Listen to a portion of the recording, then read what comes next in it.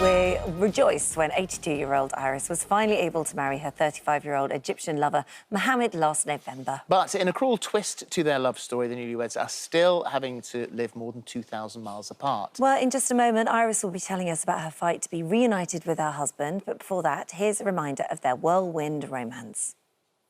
Over the years, we've had our fair share of unforgettable guests, but few come close to 82-year-old Iris Jones. Iris first joined us in January 2020 after falling in love with an Egyptian man who was 46 years her junior. And it's fair to say, she left an impression on all of us. Oh, the first night, pretty rough. Nobody had been near me for 35 years. I thought I was a virgin again. Oh, really? Anyway, can I say what we used? A whole tube of KY jelly? Oh. I couldn't walk the next day. Yeah. I felt as if I'd been riding a horse.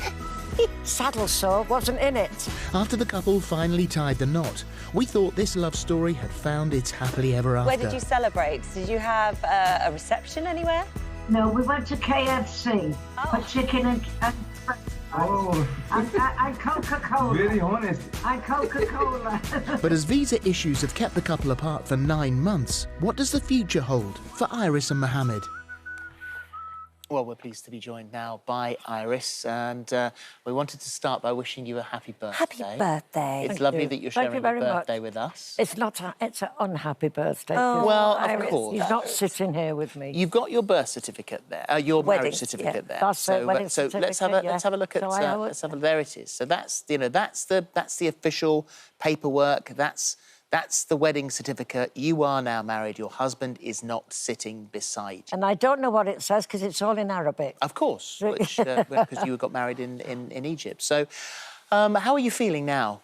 On edge, because I'm missing him all the time. It's like an emptiness. When you love someone, you want to be with them. And we're a married couple, but we're not together. So it's alien. It's an alien marriage because we're not together. So it must have been really hard because in November we spoke to you and you were on honeymoon then, and then obviously you were only allowed to stay in Egypt for a little bit longer because your visa ran out. So you had to say goodbye to him, leave him at the airport, and that was, what, 8 months ago? So what was that goodbye like? That was the most heartbreaking farewell ever. Yeah. We had to be prized apart. And it's because I knew... I didn't know how long it would be before we ever met again, you know. And I knew it wouldn't be weeks because I knew that getting a visa, you can't just walk in and say, "Can I have a visa?" You know, you've got to wait. And it has been 9 months of waiting and waiting. Well, the thing is that the way it's actually worked is he started his visa application in December 2020. I can't hear you, Phillip. He started his visa application in December 2020. Yeah. And you were gathering all your information together. The visa was officially submitted on the 12th of August.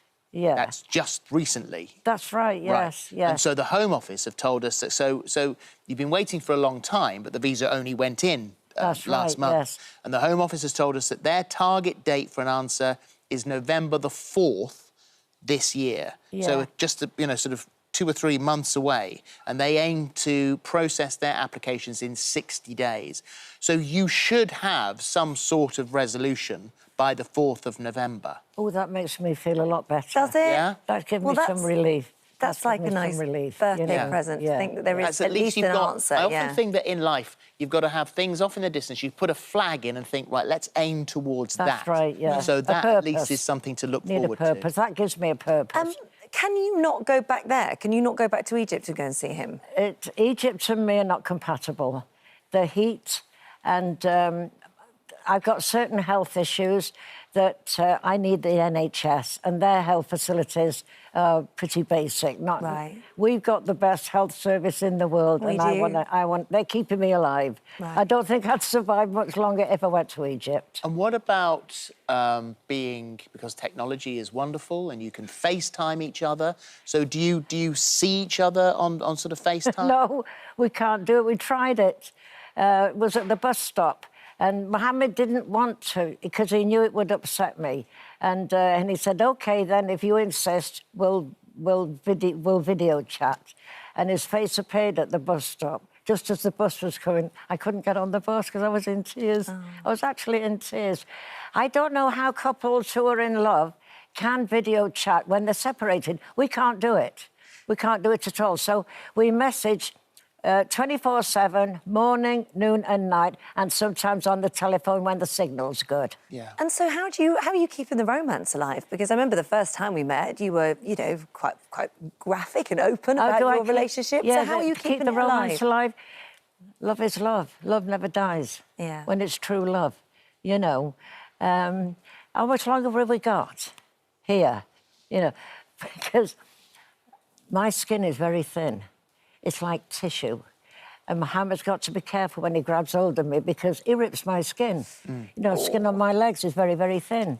And when it comes to making love, it can be painful. I can end up at the A&E with skin rips. But we've solved that problem because we sometimes do it doggy fashion. Right. You know, and that's it. And that's it. That makes it it's a quite lot, normal. Love finds a way. You know? Yeah, because no one wants to end up in A&E afterwards, do Love they? hurts as well.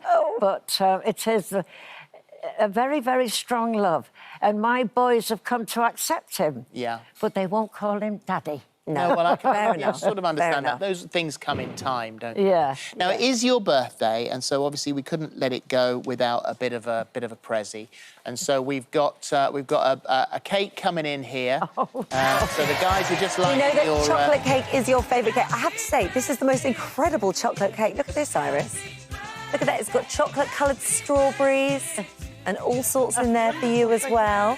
Is there a box to put it in? Yeah, no, we'll put it in a box. Yeah, we'll We'll make make sure sure we you get get that it home for for you. you. Sure. There's also tickets for you and a friend to go and see Les Miserables in There's London. tickets 'cause there in the we envelope. know that you love the theatre. Yeah, So thank you can you. go and see Les Mis with a friend. Yeah. And also we've got a video message from Mohammed, and here it is. Hello, Alice. Hello, how are you? I miss you really. Happy birthday, my wife. Happy birthday, my missus. I was hoping we are together on your birthday, but we can't do. I miss you, Alice. I miss you. I miss you. Bye. Bye, Alice. His hair's grown. He reminds me of Stephen Mangan with hair like that. You know, Stephen, and I showed him a picture of Stephen Mangan, and he said, I'm flattered. You know. Yeah. Well, hopefully, enjoy your cake, enjoy your birthday, very enjoy the much. theatre, and hopefully November the 4th is when we'll have some positive November news the 4th. with a bit of luck. That is what a coincidence that is, because my ex-husband's birthday was November the 4th. Well, you won't forget that date. No, I won't. What a coincidence. Yeah, well, Yeah. well, let's hope that's lucky. Iris, thank you. Thanks It's ever great so to much. see you. Lovely to see you. And you too. And I hope we could come back again when he's here. Yeah, that would be nice. Not if he's here, when. Yeah, you're always welcome. Lovely. Thank you, Thank you Iris. very Thank much. you. Thank you very much.